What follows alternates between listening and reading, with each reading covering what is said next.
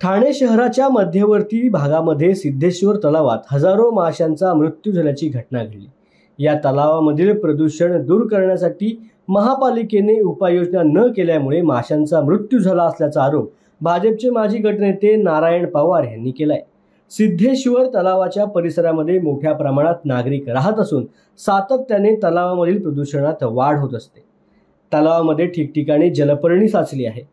या तलावाची निगा राखण्याचे काम कंत्राटदाराला देण्यात आले होते, मात्र त्याच्याकडून दुर्लक्ष करण्यात आले। या संदर्भात महानगरपालिकेच्या प्रदूषण नियंत्रण विभागाकडे सातत्याने तक्रारी करून देखील जलपर्णी काढली गेली नाही। त्यामुळे या तलावामधील हजारो माशांचा मृत्यू झाला असा आरोप भाजपचे माजी नगरसेवक नारायण पवार यांनी केल्याचं पाहायला मिळतंय।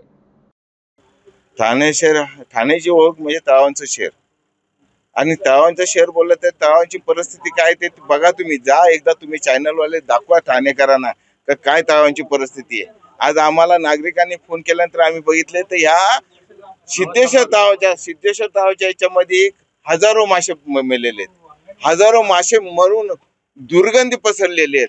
याच्यावरती कोणत्या प्रशासनाचा लक्ष नाही का काही नाही। अनेक वेळा आम्ही अधिकाऱ्यांना फोन करून सुद्धा अधिकारी कधी बघतो, सांगतो, करतो, काय चाललंय परिस्थिती बघा ना, काय हजारो मासे इथं दुर्गंधी पसरलेली।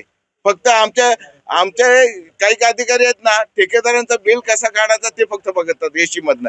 उन्हामध्ये या जरा बघा इथं काय परिस्थिती चालली या तलावांची, म्हणजे कोणाचाही धाक राहिला नाही।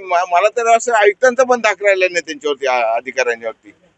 ज्या टायमाला एखादा अधिकारी चुकारू काम करत असेल तर त्याच्यावरती कारवाई करायला पाहिजे, पण अधिकाऱ्यांच्यावर अजून परत कारवाई झाल्या नाही कारणाने कोणी अधिकारी बिंदास कोणी आपल्यावरती कोणी हे करू शकत नाही, आपल्यावर दबाव तंत्र करू शकत नाही, अशी परिस्थिती या ठाणे महानगरपालिकेमध्ये चाललेली। कारण आम्ही नगरसेवकांचा दबाव तर नाही राहिला। 3 वर्ष झाले महानगरपालिकेचे इलेक्शन लागले, आधी 2 वर्ष तर करून नव्हता, म्हणजे 5 वर्ष अधिकाऱ्यांना त्यांना मोकाट सुटलाय। म्हणजे त्या मोकाटच्या याच्यामध्ये पूर्ण ठाण्याचा वाटाळा गेलाय, शहराचा कचरा उचलू शकत नाही।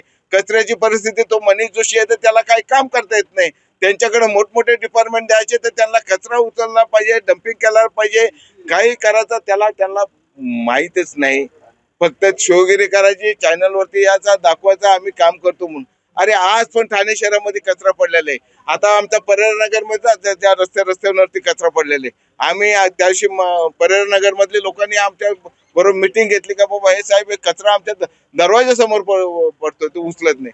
त्यांच्याकडे नाही घंटा गाड्या नाही काही, तो कॉन्ट्रॅक्टर लावले तर ते कोणते आहेत कुठे आहेत काय दिसत पण नाही या शहरामध्ये। म्हणजे या शहराची अशी परिस्थिती आहे, म्हणजे वर्षानुवर्ष त्या ठिकाणी अधिकारी त्या खात्यामध्ये आहेत ना, त्या अधिकारी खात्यामध्ये बदल्या होत नाही ना, तोपर्यंत त्याच्यावरती ह्या शहराच्या विकासाच्या कामामध्ये जोर येणार नाही।